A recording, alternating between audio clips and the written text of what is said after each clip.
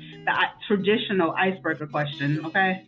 Loretta, what's like the most important element in creating a track for the ladies globally? hmm the most important element is you have to find something like I think it's the instrumental. You got to be something they can groove to because ladies like to dance.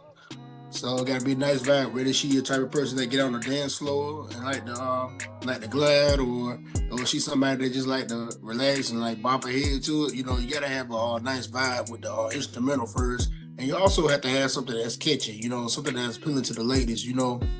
Give them something. Ladies like to feel sexy and classy, so you got to give them something, even if they're not. They still like that feeling. So you have to give them something that makes them feel like they're important. So that was the elements that I used to put this track together, to start this track together. Okay. I think everything that you said is prevalent, especially like the hook, the vibe, hmm and it's just being catchy overall to catch the ladies' attention. Me personally, I don't really get down on the floor like that, but I do like to bob my head, you know what I'm saying, to a good track. See, yeah, see. I know I do something like whether you get on the floor, you gonna bob your head.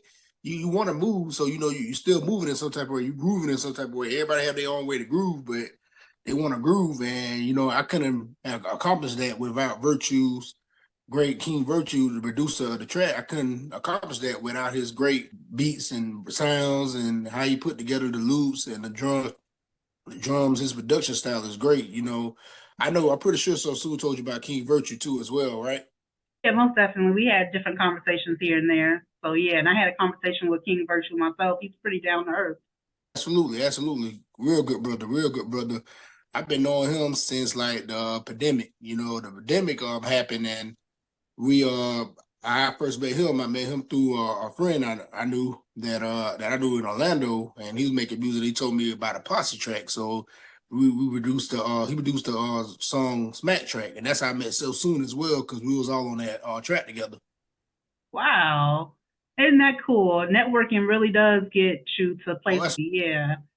That is so cool. Because I thought, like, originally that you were from the East Coast too, like New York somewhere, you know?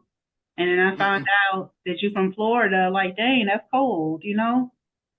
Yeah. Yeah. Yeah, I'm a Florida Okay. boy, but I grew up listening to East Coast music a lot because back then, at the time I was coming up, the South wasn't really on. You had the South rappers, but they wasn't getting much play till like maybe like late '90s, early 2000s. That's when the South really started getting its due.